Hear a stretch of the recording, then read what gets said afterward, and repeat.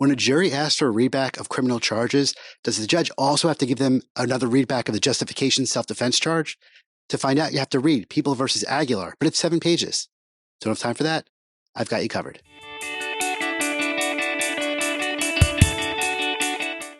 This is TLDR, Too Long Didn't Read, where I cover New York Court of Appeals cases and I try to do it in 5 minutes or less. This is the episode on the case of People v. Aguilar. The citation for this case is 2024, New York Slip Opinion 00849, published by the New York Court of Appeals on February 20th of 2024. The issue in this case is whether it's error for the judge to fail to provide a recharge of justification when the jury asks for a rereading of the charges relevant to the justification, like assault, attempted murder, and murder. To understand and appreciate the context of this case, the background that I think is helpful is that pursuant to CPL, Criminal Procedure Law 310.10, that describes what happens when a jury, a deliberating jury, comes back with a note, right? So if a jury has been sent to the back to deliberate on a criminal case verdict, and they come back with a note saying, we have questions, what should the judge do? And the answer under CPL 310.10 says that at any time during deliberation, the jury can return a note asking for further instructions with regard to the law or asking for a readback of the testimony. And what has to happen is that upon the consent of the parties and after discussing with the defendant and the parties, they bring the jury back in and the judge has to respond to them, must give them the requested information or instruction as the court deems proper. And what that generally means is that the judge discusses the note, has to read the note onto the record with the defendant and the prosecutor, discussing the exact contents of the note, talk with them about what they're going to do to respond meaningfully. That's the key word. It has to be a meaningful response. And then the judge brings the jury back in and gives them the meaningful response. Okay. So what are the facts in this case? The facts are that in the year 2000, this is now 24 years ago, the defendant and his friend went to a Manhattan bar, and a group of people in the bar and the defendant and his friend went outside the bar and had a big altercation, a big fight, during which the defendant stabbed a person 3 times in the chest, killing him, and the defendant slashed somebody else in the neck, almost killing him. The defendant was charged with murder in the second degree, attempted murder in the second degree, and assault in the first degree. He claimed self-defense when he came for trial in 2002. He said self-defense, which is what we call justification. And justification, when it's invoked, becomes an element of a crime that the people must disprove beyond a reasonable doubt. Okay, so the people have to prove all the elements of the offense and that it was not justified beyond a reasonable doubt. The judge charged the jury with all the crimes that that are in the indictment, and with the justification charge to those to which it applied. That if the defendant acted in self-defense, the act would be justified and therefore not criminal. The judge told the jury if they had any questions of law, as they're required to do, please write me a note and let me know what area of the law you want me to instruct you upon.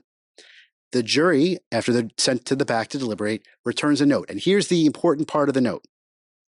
These notes are every single word is parsed in these kinds of cases. The jury sends back a note to the court saying they're asking for all definitions discussed. Murder 2, manslaughter 1, depraved murder 2, etc. And a readback of certain testimony. Okay. So the judge discusses with the defendant, defense counsel, and the prosecutor that his plan was to reread the jury the elements of the crimes again, and the party said, okay.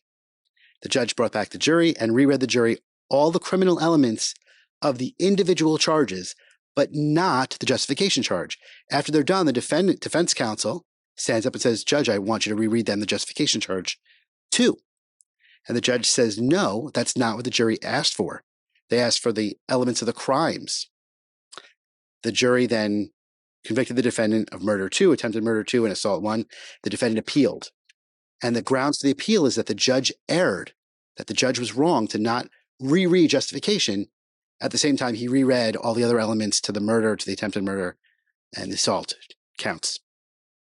The appellate division affirmed, the procedural history here is the appellate division affirmed what the judge did, said the judge meaningfully responded to the jury's note by rereading its instructions on the charges without the charge for justification, because the jury didn't ask for the defense of justification to be reread back. Goes to the Court of Appeals, and here's the holding. They say, we have to give the trial judges significant discretion. They're the ones sitting there in front of the jury. They get significant discretion in determining what is the proper scope and nature of the response to the jury note. That discretion is limited by that rule that they have to respond meaningfully to the jury's note.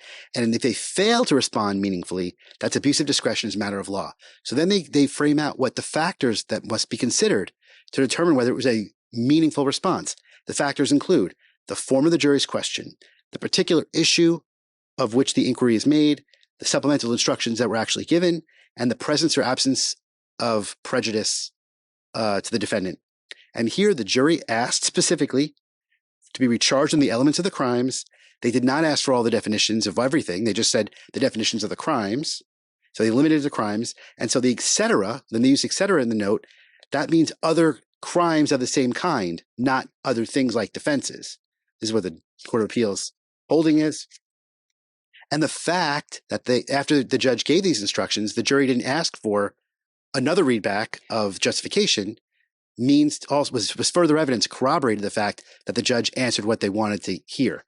The judge did meaningfully respond, and therefore the verdict is upheld. That's the case of People v. Aguilar. Have a good day. If you like what you just saw and want to see more just like it, please hit like or subscribe to let me know.